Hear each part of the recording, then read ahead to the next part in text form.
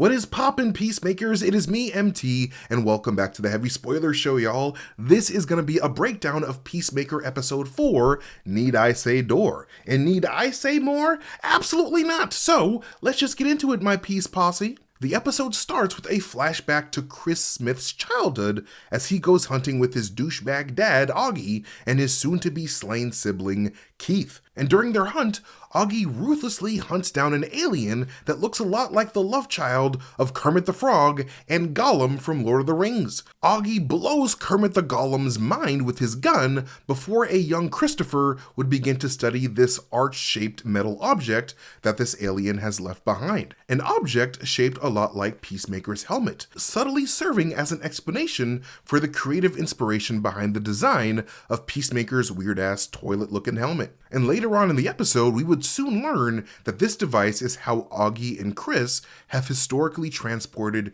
the quantum unfolding storage chamber from one doorway to another. But speaking of that, I do want to talk a little bit about the moment when Chris transports the chamber to the abandoned cabin, because I personally feel like this device has a huge potential to be a big player in how the potential main threat of this season could be defeated by Peacemaker and the 11th Street Kids. Because when that transfer was happening, we can see a huge concentration of yellow energy building up slowly before that energy explodes and creates a tear in reality that is confined by a doorway. That being said, I genuinely wonder what the hell would happen if someone were to activate this device without there being a doorway or even a specified amount for this tear in reality to open up. Because I feel like such a thing could potentially lead to the entire universe getting ripped apart. We, of course, almost saw something like this happen in the Superman movie when Lex's own black hole-powered pocket dimension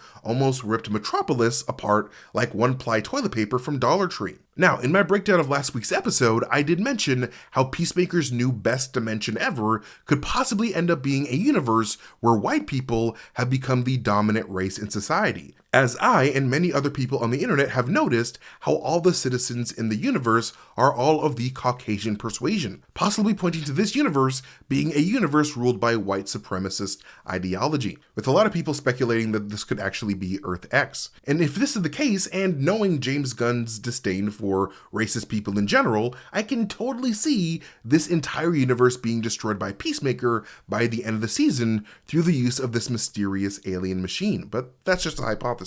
But what is not a hypothesis is how fly you will look in our new Peacemaker-inspired shirts over at the Heavy Spoilers merch store, because it is a scientific fact that our new Peace Eagle t-shirt will make you look 10 times more fly than the average guy. But if raising awareness to serious disabilities is more your speed, then maybe our shirt promoting bird blindness awareness is more for you. You can't go wrong either way because the Heavy Spoilers merch store is where it is at. So take a look at all of our dope-ass nerd merch options today.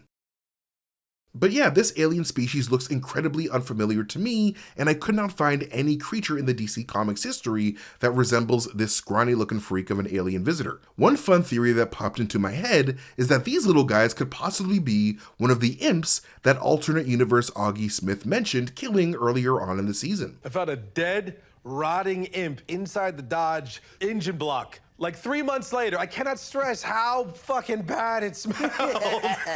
In the DC Comics, the infamous race of imps hail from the 5th dimension and have the ability to warp reality in any weird way that they chose, with Batmite and Mr. Mxyzptlk being two of the most memorable members. And while these imps typically appear in tiny humanoid forms when they show up in the comics, their true physical forms are actually incomprehensible to the human brain. So they essentially have to dumb down how they look so that three-dimensional beings can perceive their existence. That being said, I think it would be really interesting if this creature that we see in the beginning of this episode is actually the raw form of one of these 5th dimensional imps. How they actually look and sound like when they haven't been fully integrated into socially acceptable human forms. But that's just a fun theory.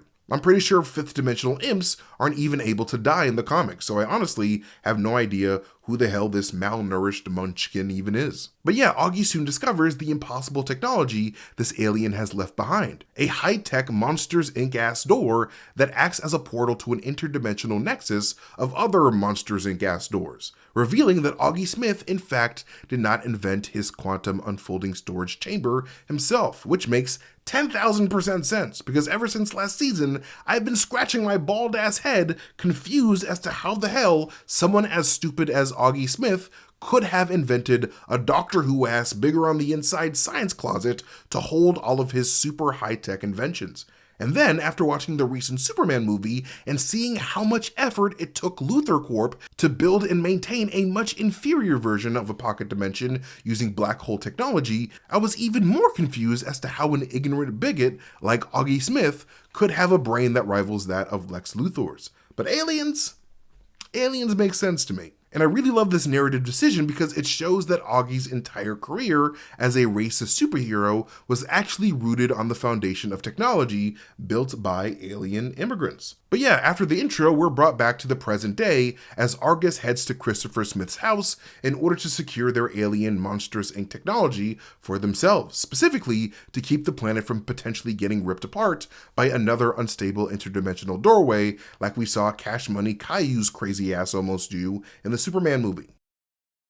We learn later that this is a primary reason why Rip Jagger, aka Judo Master, has decided to assist Argus in their goals to acquire the quantum unfolding storage chamber as well, with Judo Master actually telling Peacemaker that he believes that he's helping to save the planet from his negligence just as strongly as he believed that he was helping save the planet while aiding the butterflies take over. This aspect of Judo Master's character is similar to Peacemaker's old peace at any price mantra, but instead of societal peace like Peacemaker aimed for, Judo Master is more on the side of the planet and Mother Nature itself, willing to do whatever is necessary in order to protect the actual planet from being destroyed by the actions of humanity. And this character trait could also explain why Judo Master's costume is a naturey green in the DCEU as opposed to the red and yellow sun design that the character has in the comics. And speaking of Judo Master, my man Rip Jagger starts the episode by angrily asking Economos if he remembers deliberately hitting his moving car before beating him in the head with a tire iron. And I would be angry too because everybody knows that tire irons are specifically reserved for Jason Todd. These events of course happened at the end of the third episode of last season. Economos then tells him that he does remember and that he regards it as one of his life's most precious moments, to which Judo Master responds by saying the words, "hot take." And if anybody knows about hot, it's Judo Master himself, because my boy's ass-kicking body is a deadly weapon fueled purely by flamin' hot Cheetos, forged in the flames of Mordor by Chester Cheetah himself. We can see that the truck has a stash of Cheetos just for him right behind the driver's seat, next to some Cheez-Its, just in case Judo Master is in the mood to consume some cheese in quadrilateral form. Red Saint Wild then proceeds to assume Judo Master to be Chinese, causing the Vietnamese Judo Master to correct him before calling him Wild Bill Suckcock, comparing his appearance to that of old American folk hero Wild Bill Hickok, who was known for his skill as a scout, soldier, lawman, and gunslinger, and for being famously shot and killed during a poker game on August 2nd, 1976 at the age of 39.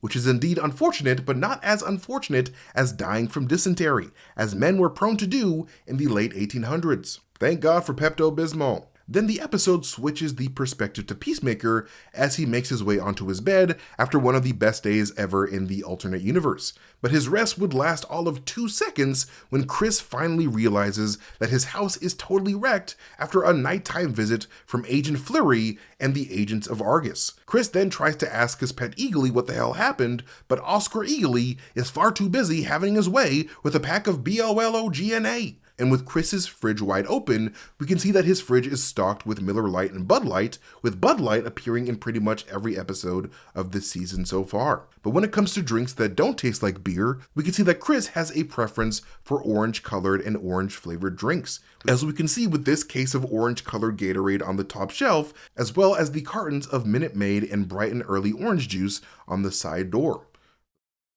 And when Chris closes the fridge door, we can see a flyer with the word Trauma on it, a reference to Trauma Entertainment, the production company where James Gunn started his career off as a screenwriter. And it's the reason why Trauma Entertainment founder Lloyd Kaufman usually appears in James Gunn's projects, like he did in Guardians of the Galaxy Volume 1 when he played a prisoner in the kiln, as well as the Nowhere resident Griddle Mop, who can be seen playing cards with Kraglin and Cosmo in Guardians of the Galaxy Volume 3. But anyways, after some trouble deciphering a text from Economos, Peacemaker finally realizes that his house is about to be infiltrated by the insanely hot Agent Bordeaux and her significantly less hot but still fairly attractive Argus co-workers. And after luring Eagly out of the house with some baloney, Peacemaker is chased down and jumped by Judo Master, forcing the two to fight once again. The two of them have a tussle in the forest before Peacemaker manages to knock that little Cheeto chewing Ninja Turtle out by landing his bulky massive muscles on his tiny little body. And when Peacemaker gets up, he compares Judo Master to a piece of toilet paper that he can't get off of his shoe, which is kind of a little funny when you remember that the characters of Peacemaker and Judo Master both share their origins within the pages of the now defunct Charlton Comics, the comic book publisher that would have a good number of their characters absorbed into DC Comics in the early 1980s. So the two have always been sort of bundled together in a way. And meanwhile, over at Leota's very lonely apartment, she gets excited over her first ever ad for Adebayo Security Consulting being placed within the pages of Pro Soldier magazine, a scam of a magazine that we would learn later has a grand total of 12 subscribers, and is run out of the home of the J brothers, who likely live together in Dallas, Texas, with their guns and their mama. And barely able to contain her excitement, Leota proceeds to text her ex Kia, who, judging from Kia's last emoji-filled text to Leota, isn't exactly Leota's biggest fan these days. And as she selects Kia's name through her list of favorite contacts, we can see that this list consists of Kia, Chris, Economos, the 11th Street Kids group chat, and Harcourt, subtly showing us how much of a life Leota doesn't have outside of her work-related friends. And I'm finding it really interesting to see how much Leota is evolving into a far more self-centered person this season. And while yeah, it is great to see her become a more confident, independent ass-kicker, Leota also seems to be growing more and more deaf to the needs of other people a little bit. I mean, a few episodes ago, we did see Kia being pissed off at how her ex Leota just decided to barge into her apartment without asking, right before brushing off Kia's words about how her own self-centered actions derailed their future plans together. So Leota deciding to text a picture of an ad for her new business to someone who clearly wants to move on and not be a part of her lifestyle appears to reflect how detached Leota is starting to become towards the needs of the people that she supposedly cares about. And if Leota is not careful about prioritizing her career over reflecting about how her actions affect others, she could potentially find herself becoming just like her mother, Amanda Waller, over time, and maybe even taking over Amanda Waller's former role as a ruthless head of Argus someday. I think that'd be quite fun. But this isn't to say that Leota is a completely selfish person, because we did, of course, just see Leota help her homie Chris out by hyping him up to Harcourt and telling her how much he loves her. But anyways, Leota's excitement over her new magazine ad is interrupted when Chris calls her to be his getaway driver after being assaulted by a tiny, hot Cheeto-fueled Vietnamese weapon of war. And during their ride, Peacemaker tells Leota that his dumbass father Auggie did not create a portable pocket universe on his spare time like she assumed. However, when Leota goes on to ask Chris about how Auggie created all of his high-tech toilet bowl helmets, Chris goes on to sort of dodge the question by saying it's complicated, making me wonder whether or not Peacemaker's helmets were actually designed by his mysteriously absent mother, a person that Peacemaker has pretty much never talked about when talking about his family. I mean, Peacemaker's mother really isn't all that fleshed out in the comic books either, as she is pretty much only mentioned in the pages of 1988's Peacemaker #1 when Peacemaker's early history is revealed. And all we really know about Peacemaker's mother is that she used to be an American children's book author named Elizabeth Lewis. And Elizabeth Lewis would become Elizabeth Schmidt when she would marry a man by the name of Wolfgang Schmidt and move to Austria to be with him. And if you're wondering why the Schmidt family changed their last name from Schmidt to Smith, it's no big deal really. Elizabeth would only have her and her son's last names changed after the Russians revealed that Wolfgang was responsible for the brutal deaths of over 50,000 innocent Jewish people, which is an absolutely diabolical kill-death ratio. And totally a big deal. I was kidding about the whole no big deal part earlier before. It's a big deal. And when Wolfgang's past was revealed, he would decide to make like Adolf and delete his own Nazi-ass self before Elizabeth would make a 5-year-old Chris move to America and raise him there. So James Gunn has a lot of room to completely reinvent the origins of Peacemaker's mother to be a lot more than just a children's book author with the same last name as the Fresh Prince of Bel-Air. She could easily be turned into this incredibly smart scientist who used to help Auggie out as his personal gadget gal. But again, that's just a theory. Like, I would really love to see Peacemaker's mom make a surprise appearance by the end of the series, because as far as I'm aware, his mother hasn't been confirmed to be deceased in this universe. So maybe she ran away from her family, and Chris just doesn't really like to talk about it. I don't know. But anyways, Leota drives Chris to an old family cabin before using this strange alien device to transport his quantum unfolding storage chamber to one of the rickety abandoned doorways there. And during the transfer process, we can see how the machine appears to suck in whatever is around it a little before letting out a huge explosion. And seeing all the furniture nearby being drawn towards the active piece of alien machinery makes me wonder if a similar type of high-tech black hole science to Lex Luthor's own pocket dimension machine was used with this device as well, as black holes are big fans of sucking things into themselves. They're basically like Kirby from Nintendo, but black and way less friendly. And with Peacemaker having avoided Argus capture, Rick Flag Sr. decides to recruit the help of Amelia Harcourt. When Harcourt lets Rick into her apartment, she brings up how he seems to be looking a lot better after his back injury, referencing the events of the Creature Commandos series. In episode 5 of Creature Commandos, we see Rick Flag having his spine absolutely shattered over the goopy knees of the Batman villain Clayface, leaving him in intensive care, in a move similar to the move that the Batman villain Bane pulled on Batman in 1993's Batman 497. But it seems like the doctors of the DC universe can pull off wonders because Rick Flag looks like he's pretty much at 100% again. And with this injury being a major part of Rick Flag Sr.'s life, I think it'd be really interesting to see him use his new Argus position to go after Clayface at some point during the upcoming DCEU Clayface movie. And another reference to Creature Commandos would come up shortly afterwards when Rick Flag brings up how he defied Amanda Waller's orders while on his Task Force M mission to the fictional DC nation of Pakistan, refusing to assassinate Princess Ilana Rostovich because of a future premonition of her causing untold levels of carnage during her path to world domination. He also brought up how both Harcourt and his dead son both defied Waller's orders in the fictional nation of Corto Maltese as well, with Harcourt and her co-workers at Argus having staged a mini mutiny on Amanda Waller after Waller threatened to blow up the heads of the Suicide Squad team to keep them from stopping a giant starfish kaiju from turning Corto Maltese into a zombie starfish wonderland. And after discovering the United States' direct involvement in the capture of the alien known as Starro the Conqueror, Rick Flag Jr. would attempt to steal the data on all the messed up experiments from Project Starfish in order to expose America's corruption to the world. An action that would get him ultimately killed by a Peacemaker following Amanda Waller's orders to the letter, like the brown-nosing toilet head that he used to be. But Rick isn't buying the whole he was following orders excuse, much like Harcourt didn't believe that she was actually unable to get a job as a government agent because she has a quote-unquote toxic masculinity problem. And Rick Flag would soon support Harcourt's suspicions when he outright tells her that Amanda Waller made sure to black book her from ever working in the intelligence field again. And personally, I have a feeling that Rick Flag Sr. is yanking Harcourt's chain here, and Amanda Waller didn't actually black book her at all. I think Rick is only saying this because he heard from the Argus therapist that Harcourt felt that way. I think Harcourt's own flawed and angry personality is truly why she cannot get hired in the intelligence field anymore, especially since she's been making a habit of beating up big muscly drunk dudes every night.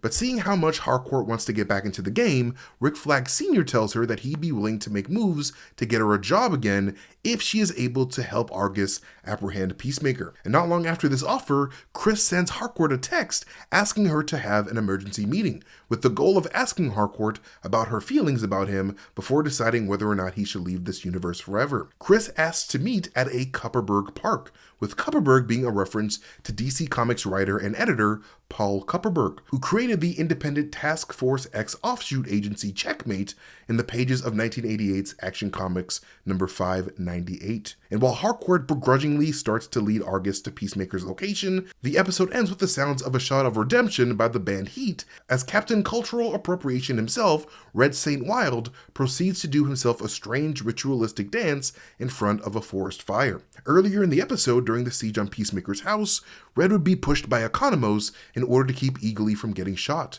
leaving Red bleeding from the middle of his forehead. And since the spiritual third eye is typically associated with the forehead region and is said to allow those with activated third eyes to see the spiritual plane, Red sees his new injury as an awakening. And while I just figured that Red was merely being his normal crazy-ass self at first, apparently this dude really has some goddamn superpowers, man. Like, bro really drew an eagle with his forehead blood on the ground and threw a feather on that shit and proceeded to astral project to Eagly's location at Settlers Hills. This ability to track down the location of an animal indicates that Red Saint Wild might actually have a connection to the DC Comics concept known as the Red. The Red is the force in the DC Comics universe that connects all animal life together, ever since it was introduced in the pages of 1988's Animal Man #1. The live-action Titans TV show recently saw Beast Boy using the Red to allow him to teleport to the locations of various DC Comics characters throughout space and time by using their life forces as the anchor. So in a smaller but similar fashion, it seems like Red Saint Wild has connected to the Red in order to track down Eagly, who Red believes to be the prime eagle like the crazy psycho that he is. But yeah, that's pretty much how the episode ends, with Argus, Judo Master, and Red Saint Wild all coming after Peacemaker and Eagly, much like how the last episode ended. And it's pretty damn safe to guess that once Chris discovers that Harcourt betrayed his trust to try to get him captured, he's going to attempt to abandon his native universe altogether to be with a Harcourt that is actually into him. But like Leota said, the grass is always greener on the other side, and Peacemaker is likely going to find out that maybe his messed up chaotic life isn't so bad in the grand scheme of the multiverse. But yeah, y'all can follow me at Mastertainment on Twitter, YouTube, Blue Sky, and even on twitch.tv/Mastertainment, where I'll be streaming video games very soon. But most importantly, follow Heavy Spoilers here on YouTube by hitting that subscribe button and maybe even hitting that like button if you guys enjoy the video. But like always, I've been MT, you guys have been amazing, and I'll catch you guys later. Bye.